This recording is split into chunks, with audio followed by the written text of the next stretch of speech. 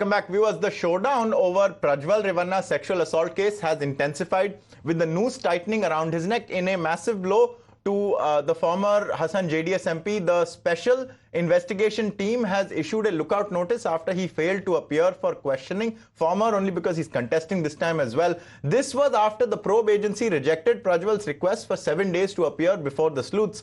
On the other hand, HD Revanna has filed an anticipatory bail plea which has been posted for hearing.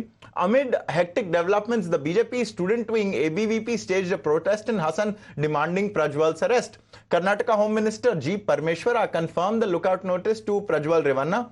Meanwhile, Prajwal's family maintains that they are unaware about his whereabouts and that he is a victim of political witch hunt. Let's listen into the reactions. Lookout notice issue ಮಾಡಿದೆ. ಎಲ್ಲ ಏರ್ಪೋರ್ಟ್ಗಳಿಗೆ ಕೋರ್ಟ್ಗಳಿಗೆ ಅವರ ಮಾಹಿತಿಯನ್ನು ಕೊಟ್ಟು lookout notice ಅನ್ನು issue ಮಾಡಿದ್ದಾರೆ. SIT ಅಧಿಕಾರಿಗಳಿಗೆ ಪತ್ರ ಬರೆದಿದ್ದಾರೆ. ನಮಗೆ 6 ದಿವಸ ಸಮಯ ಕೊಡಿ, ನಾವು ಹೊರದೇಶದಲ್ಲಿದ್ದಾರೆ ನಮ್ಮ ಕ್ಲೈಂಟು, ಹಾಗಾಗಿ ಸಮಯ ಕೊಡಿ ಅಂತೇಳಿ ಕೇಳಿದ್ದಾರೆ. ಸಮಯ ಕೊಡೋದಕ್ಕೆ 24 ಗಂಟೆ ಅದನ್ನು ಎಕ್ಸ್ಟೆಂಡ್ ಮಾಡೋದಕ್ಕೆ ಸಮಯ ಕೊಡೋದಕ್ಕೆ ಪ್ರಾವಿಷನ್ಸ್ ಇಲ್ಲ. ಈಗಾಗಲೇ ನಮ್ಮ SITನವರು ಲೀಗಲ್ ಒಪಿನಿಯನ್ ಕೂಡ ಕೇಳ್ತಾ ಇದ್ದಾರೆ. ಅವರಿಗೆ ಅರೆಸ್ಟ್ ಮಾಡೋದಕ್ಕೆ ಎಲ್ಲ ಕ್ರಮಗಳನ್ನು ತಗೊಳ್ಳೋದಕ್ಕೆ SIT ಮುಂದುವರಿಯುತ್ತೆ. 1000 ಮಾಡಲಿ, ಈಗ ಏನ್ ಸಾಬೀತಾಗಬೇಕು ಅದು ಸಾಬೀತಾಗುತ್ತೆ.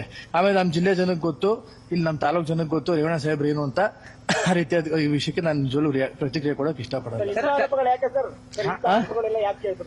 ನೋಡಿ, ರಾಜಕೀಯ ದುರುದ್ದೇಶದಿಂದ ಯಾರು ಏನ್ ಬೇಕಾದ್ರೂ ಮಾಡ್ತಾರೆ.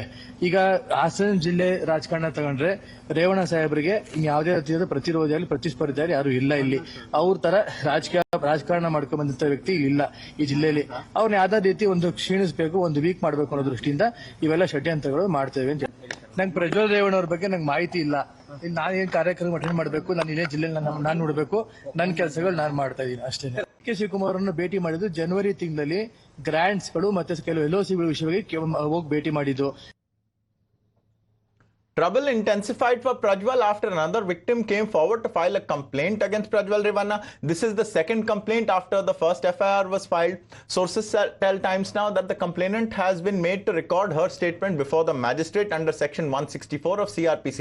This adds value to her statement, as statements made only before the police usually have little bearing when it comes to evidence. Times Now accesses air tickets booked by Prajwal Revanna to fly out of the country as well.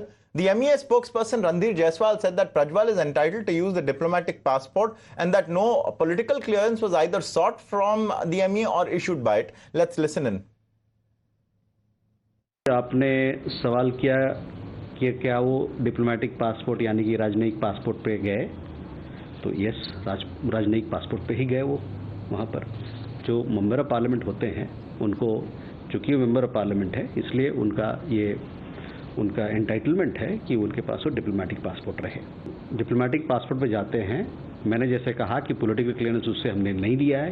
ये जो मामला है इस पर investigation चल रहा है, investigation चलेगा, उसके बाद जो कार्रवाई करनी होगी करेंगे।